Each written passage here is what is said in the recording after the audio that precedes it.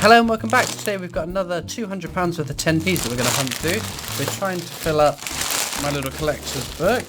Not my collector's book, my Great British Coin Hunt. Oh, let's stop wobbling. So, what progress we've made so far, we've actually had a bit of a run of recent. So we've got A for Angel of the North, C for Cricket, E for English Breakfast, L for Loch Ness Monster, J for Jubilee, P for Postbox, X for X Marks the Spot, V for Villagers, and Y for Yeoman Warders. So, let's hope. I really want some more on this page, so that's the goal today. So you see that, Patrick? I'd like a Q, please. Seeing as though you're the one that always finds them. So, which bag do you want? This one. Okay. Let's get into these bags. Right, sync up. Sync up, sync up. Hopefully that audio will work. Let's get the questions open first though, shall we?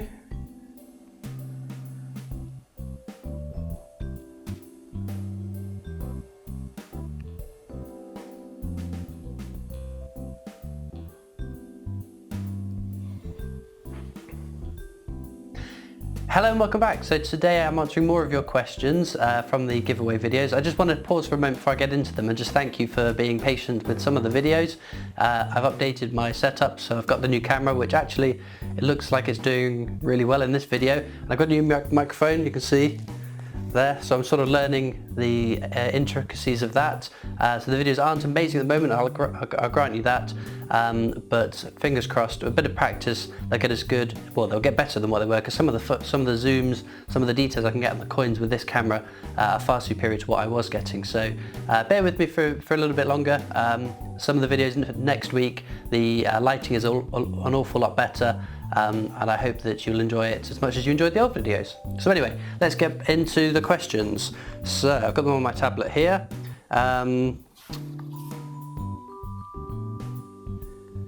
Jason Harford asks, do you collect pre-World War II coins? Yes, so in my worldwide hunt, if I get, I'll collect all coins basically.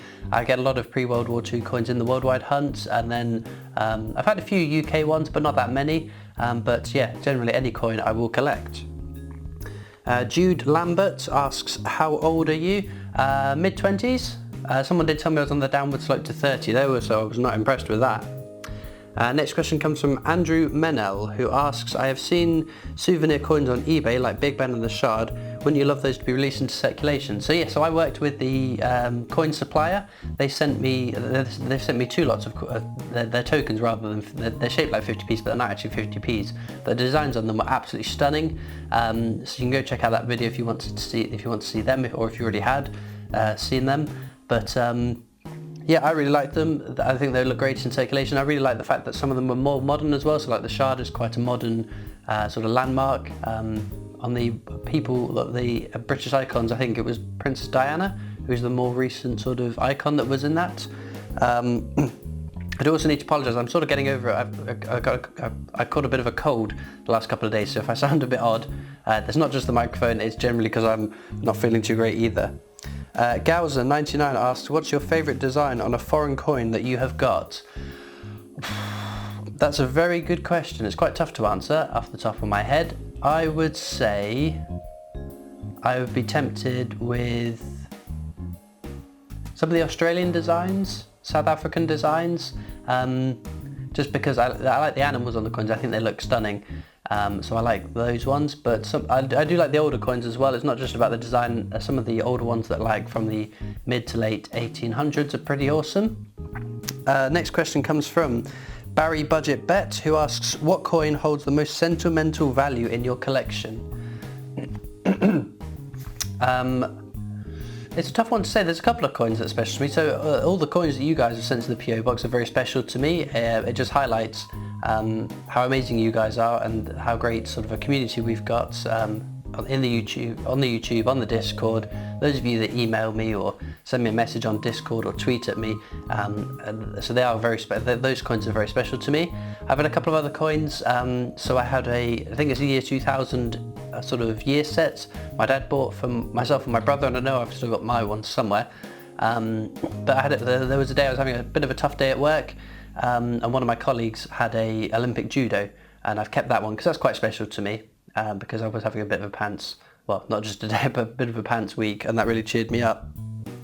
Michael Doohan asks, have you been sent any coins by your subscribers? I have now. Now they've got the PO box. Some subscribers have sent me coins. And what I will say about that is it's not about sending me coins. It's not about impressing me with sending me stuff. I'm more than happy just getting a note from you guys, because it's incredibly fulfilling for me. I know you guys can leave a comment, but to actually go to the lengths of writing a letter out to me, it's very special to me, and I keep them all. And once I move, I tend to have them probably all up over a wall, which would be fantastic to have. And I do try to reply to you all as well. Those of you that leave returns addresses and put stamps and envelopes with your addresses on it. I'm a bit slow to respond, but no, it's quite exciting. The Plough asks, I'm struggling to find the 10p's. What would be the best way to complete a set? Your guess is as good as mine. I haven't got that many, to be fair. Short of buying them, it's tough to say because they are so elusive. I mean, I searched through £200 and we're lucky to get one or two in a hunt. I think on the Discord, it's CoinPig who said that the likelihood is you should get one in £700, which is a lot of videos to not find any coins. Ooh. It looks like the hot streak's continuing. M for Macintosh. Another new one ticked off. Woohoo! Next question comes from Asjad Hussein, who asks, would you recommend investing in the silver Brexit coin? I've tried to avoid advice because as much as I do a lot of things with coins, I would hate on my conscience to think that you've invested money into something without me knowing the ins and outs of it.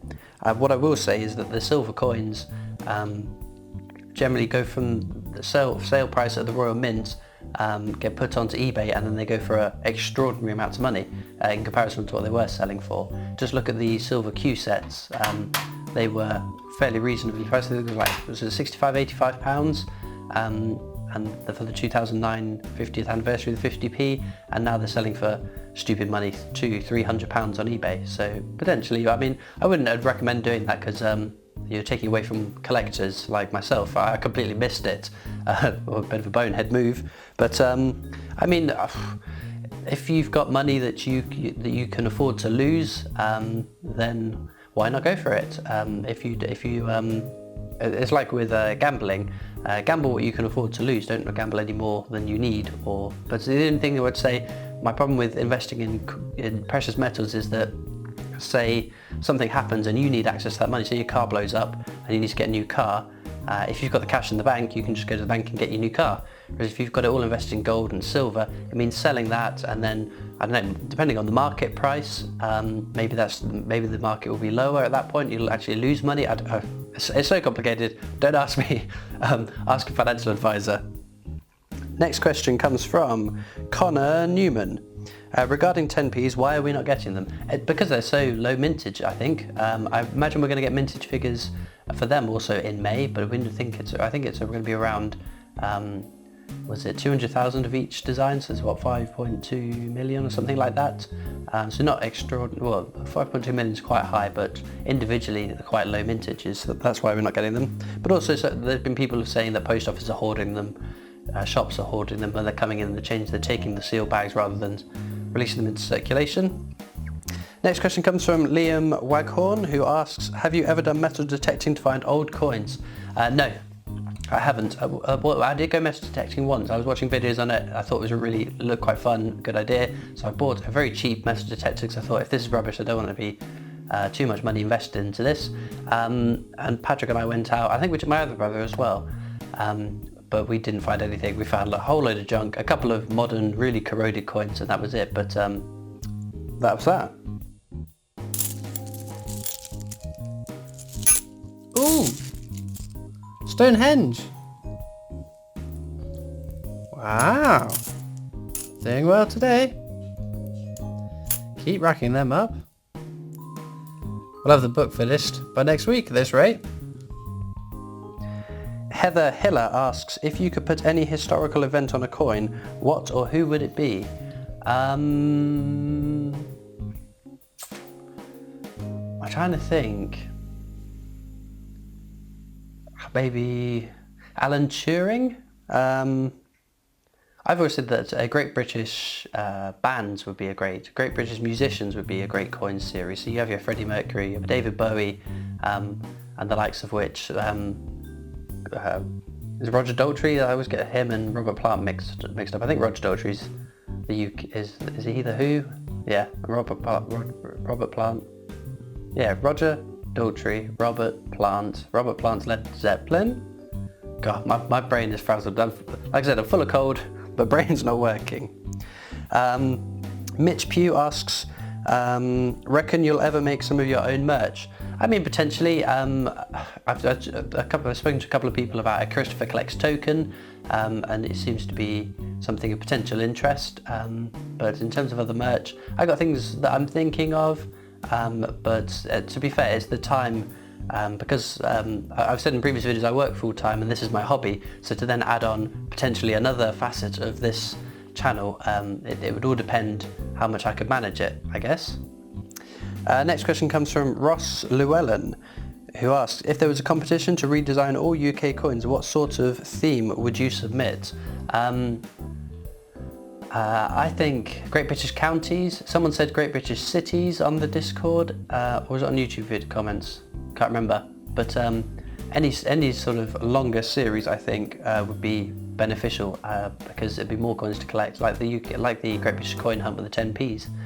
It'd be nice to have them on some lower denominations as well, so for people that don't have as much money to sort of put aside as a collection. That's what I liked about the 10p's, is that it's a relatively cheap collection to have when it's full. Next question comes from Simon Aarons. What other British children's characters would you want? So on coin designs, I've said before Mr. Men would be quite cool. I used to watch Trapdoor as a kid, so having a Trapdoor set would be pretty awesome. All the little monsters that have come out the Trapdoor throughout the series on the coins would be fun. I don't know, I can't think of anything else. Mr. Men. Put Mr. Men on the coins, I'd be happy with that. James Zhang asks, would you ever sell coins because you had so much of them? So I used to sell coins on eBay, the ones I'd pick out, but to be honest, it wasn't really worth it. It just, after postage, after the time of putting them in envelopes, taking the post office, paying that, this, that, the other, then people that would email you back saying, oh, I didn't receive them, I want a refund. It was just too much hassle, it wasn't worth it, so I stopped doing it. So I wouldn't actively sell coins I collect. So my collection now is more, it's collecting for me to have and to collect rather than for any investment, any resale purposes. Next question comes from Big Yan. So that's a name I recognise from the comments, so thank you for your comments. Who asks, if we went back to 1914, would you fight for your country? I don't think I'd have a choice. I'm not exactly the most aggressive person, I'm much more passive a person, but I think when push comes to shove, then you have to defend your country, defend your people. Not that I'm advocating war, I'm much more of a pacifist, but no, when push comes to shove, I'm sure that many of us would, I'd like to think. Next question comes from Durham Digger, who asks, do you think kids should get free commemorative coins like we used to in the 70s? I think that adults should get free commemorative coins. Not exclusively because you're kids.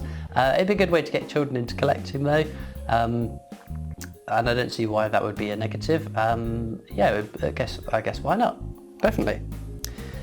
Keith Barrett asks, well, another one. I think this was up when I did the Flanders Fields big coin giveaway from the London Mint Office. So there was obviously a running theme of the military in this one. Who asked, would you kill for your country if asked? It depends on the circumstances.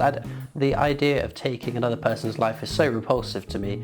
There are very few situations I can see myself wanting to terminate someone else's existence, but if I had to, if I had no choice in it, if it was, like I said, if you were defending your country, your family, your friends, your for lack of a better term, people, then I guess maybe.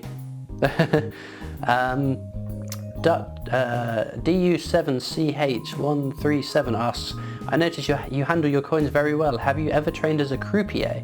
Or is it the sheer amount of coins you've handled? So a croupier, is that like a dealer or someone in a casino, a croupier?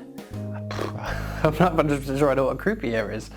For all I know, it could be someone that makes like a tailor or something. So if it's I haven't had any professional training with handling coins. I mean, I used to play a lot of poker, so that's a lot of chips, a lot of, you play around with your chips in your hands quite a bit. But it probably is the sheer amount of coins. I think I worked it out, it was going to be something like £56,000 worth of coins would have passed my hands in a 12-month period, maybe. If I've calculated right, because it's about £1,200 a week, 56 days a week, so yeah, well, it's more than that then. That was the last time I calculated, it was about £56,000, which is unbelievable. And again, I say this, I'll just add in quickly, that is not to say that I have £56,000 worth of coins. It is the same £1,200 that I take out one week, I put back in, I take out one week, I put back in. Obviously I top it up for the ones I keep, but I do not have £56,000 worth of change under my mattress.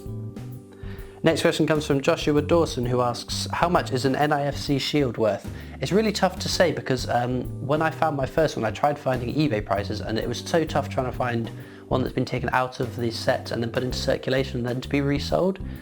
So I'd be hesitant to give a price. Again, take it with a massive pinch of salt, but maybe 30 to 40. I did see a couple go for £60. So yeah, I guess it depends on the year. But I have only found one so far, so I'm not sure. Next question comes from Bethany Barrett. Would you consider making your own albums? Maybe. I don't know, I think it's the way I look at it is like people that keep asking for a top 10 rarest UK coins. Yes, I could make it, yes, I could go and do it, but there are people like UK Coin Hunt, like Absolute Coins, like Richie's Coin World that have made that video. And there's nothing more you can add to it. There's no spin that I can do on it. There's no way that I can differentiate from them. So I don't see why, what value I could add to it. And equally with the coin collectors albums, if I was to make my own ones, I imagine that would be quite a bit of work to do, quite a bit of handling, and it's whether I'd have the time to do that. And what value am I adding? Because I quite like the little collector's albums that I use. The Royal Mint 10p album is stunning.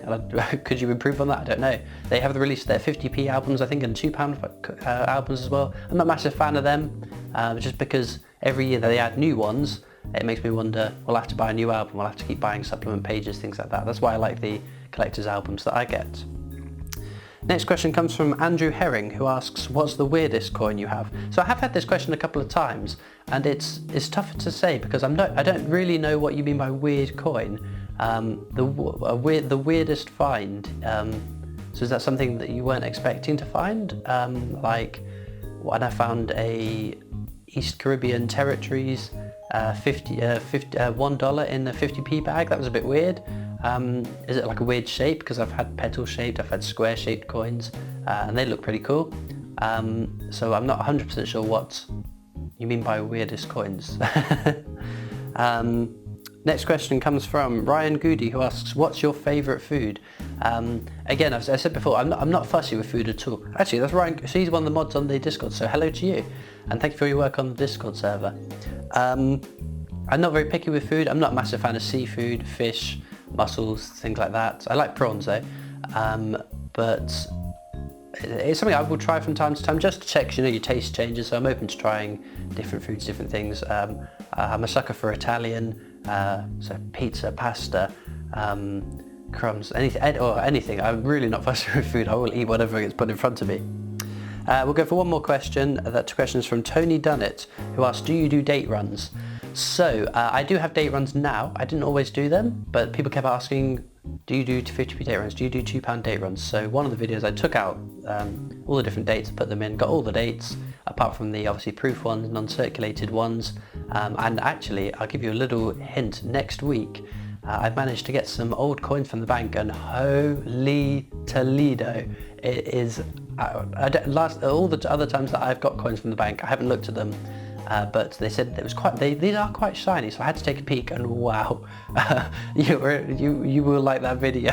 I cannot wait to record that video. I'm doing it after I've recorded this audio, but I hope you enjoy that one, because they are, like I said, some absolutely stunning older coins. I cannot wait to show you. But anyway, we'll wrap it up there, and we'll get back to the videos.